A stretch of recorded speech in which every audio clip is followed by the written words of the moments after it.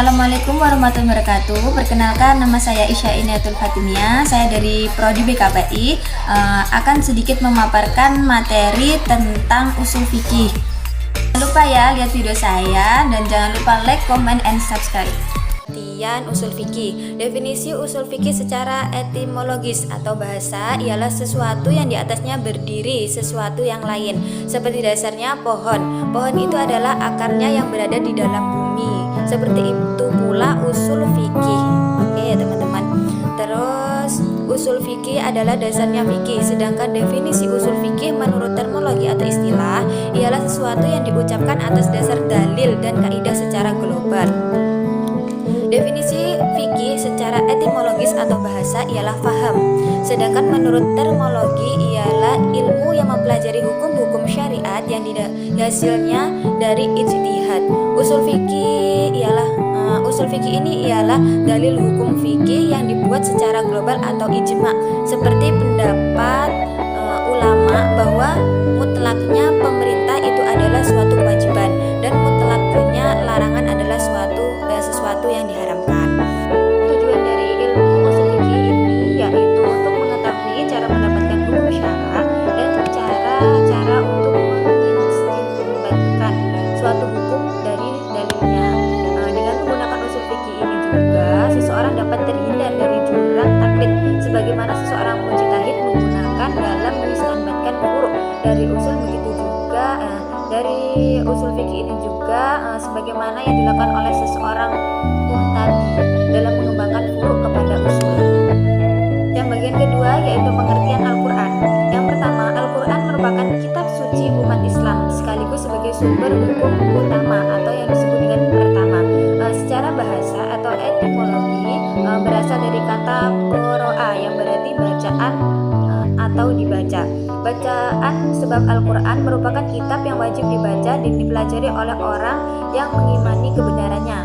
Al-Quran secara istilah atau terminologi adalah firman Allah SWT yang diturunkan kepada Nabi Muhammad SAW melalui malaikat Jibril yang ditulis dengan mushaf dan sampai kepada kita dengan jalan mutawatir sebagai pedoman hidup manusia dan membacanya merupakan ibadah. Pengertian Al-Quran sendiri itu adalah merupakan kitab suci umat Islam sekaligus sebagai sumber hukum utama dan pertama. Sedangkan kandungan dan keutamaan Al-Quran sendiri itu adalah yang pertama, yaitu pokok keimanan atau tauhid kepada Allah, keimanan pada malaikat, keimanan pada Rasul, keimanan kepada kitab-kitab, keimanan kepada hari akhir, dan qada dan qadar pun. Yang bagian kedua yaitu kandungannya kita bisa ke ibadah kita. Dalam hal ini, ibadah ini dipahami sebagai aktivitas yang menghidupkan tauhid dalam hati seperti meresepkannya ke dalam jiwa. Ibadah pada dasarnya merupakan manifestasi rasa syukur kepada Allah SWT dan sebagai konsekuensi menjadi khalifah di muka bumi. Yang ketiga yaitu janji dan ancaman. Orang yang mengimani Al-Quran adalah orang yang beramal soleh yang dijanjikan pahala dan surga. Sementara itu, orang yang mengingkari Al-Quran akan diancam dan disiksa dengan neraka. Dan dalam kandungan Al-Quran pun ada yang disebut dengan kisah-kisah atau sejarah seperti kisah para nabi, para kaum masyarakat terdahulu, baik yang berbuat benar maupun yang berbuat durhaka kepada Allah SWT. Ada juga di dalamnya yaitu jalan mencapai kebahagiaan dunia dan akhirat. Al-Quran banyak berisi prinsip-prinsip dan aturan-aturan hukum. Di antara prinsip-prinsip dan aturan tadi ada yang mengatur hubungan manusia dengan Allah SWT dan ada pula yang mengatur hubungan sesama manusia. Kita lanjut materi selanjutnya yaitu pengertian ijtihad. Kata ijtihad berasal dari kata ijtihada yajtahidu ijtihadan yang berarti menyerahkan segala kesanggupan untuk mengerjakan sesuatu yang sulit. Dan secara terminologi sebagian didefinisikan oleh Muhammad Abu Zahra. Ijtihad yaitu ijtihad adalah pengarahan segala kemampuan ahli fikih dalam menetapkan istanbat hukum dan menghubungkan dalam amal perbuatan dari dalilnya secara terperinci atau satu persatu. Menurut sebagian ulama usul fikih sebagai kutipan oleh Abu Zahra bahwa ijtihad adalah mencurahkan segala kesanggupan dan kemampuan semaksimal mungkin itu ada kalanya dalam istinbat atau penetapan hukum syariat, ada kalanya dalam menerapkan hukum. Sedangkan ijma itu artinya kesepakatan, yakni kesepakatan para ulama dalam menetapkan suatu hukum-hukum dalam agama yang berdasarkan Al-Quran dan hadis. Dalam sesuatu yang terjadi, hasil dari ijma adalah fatwa, yaitu keputusan bersama para ulama ahli agama yang berwenang untuk diikuti seluruh umat. Contohnya dari ijma atau fatwa yaitu keputusan bersama para ulama dan ahli agama yang berwenang untuk diikuti seluruh umat.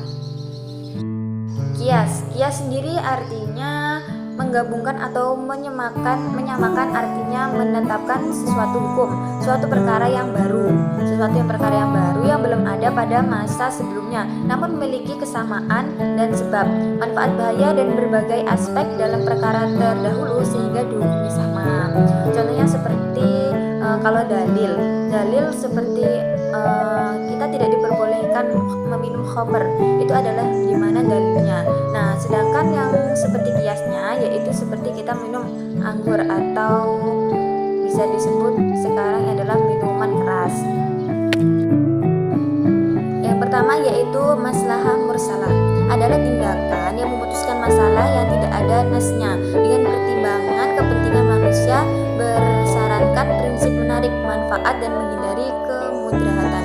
Contohnya dalam Al-Quran maupun hadis tidak terdapat dalil yang memerintahkan untuk membukukan ayat-ayat Al-Quran, akan tetapi hal ini dilakukan oleh umat Islam demi kemaslahatan umat. Contohnya seperti ini, kalau Al-Quran tidak dibukukan, maka bagaimana dengan umat-umat yang sekarang untuk memahami Al-Quran itu, sedangkan Al-Quran itu awalnya masih ditulis seperti di tulang, di daun, di dahan dan sebagainya.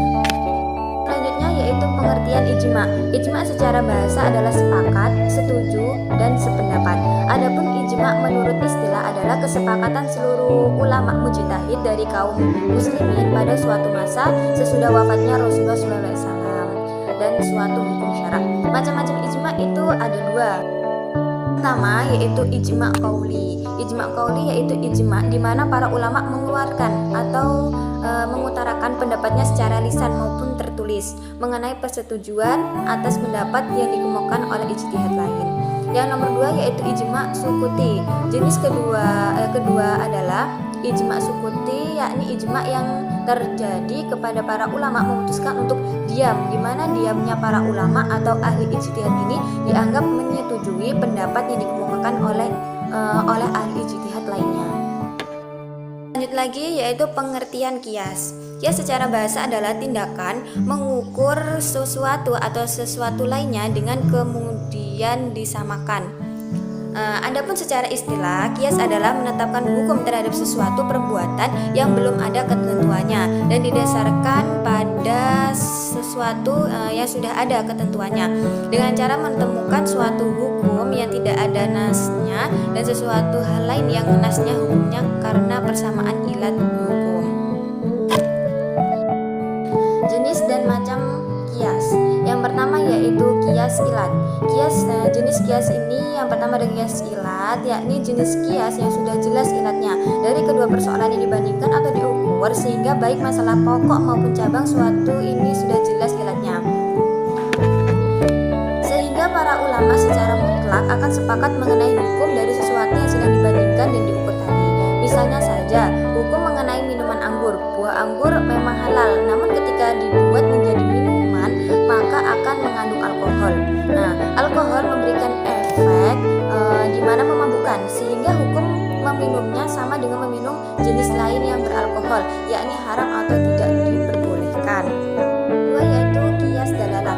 Jenis keduanya adalah kias dalalah, yaitu jenis kias yang menunjukkan kepada hukum berdasarnya dalil ilat.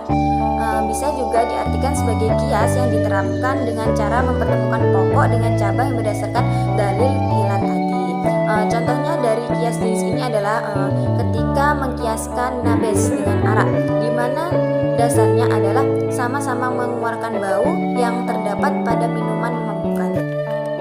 Lanjut lagi yang nomor 3 yaitu kias sabah. Jenis ketiga ini yaitu kias sabah, yakni kias yang mempertemukan menyatukan antara cabang dengan pokok persoalan hanya untuk menyerupakan. Contohnya sendiri bisa diambil dari yang disampaikan oleh Abu Hanifah mengenai mengusap atau menyapu kepala anak berulang kali. Oke teman-teman, itulah presentasi dari saya. Kurang dan lebihnya saya mohon maaf. Jika banyak kesalahan, tolong dimaklumi karena saya juga masih dalam proses belajar. Cukup sekian dari saya. Wassalamualaikum warahmatullahi wabarakatuh.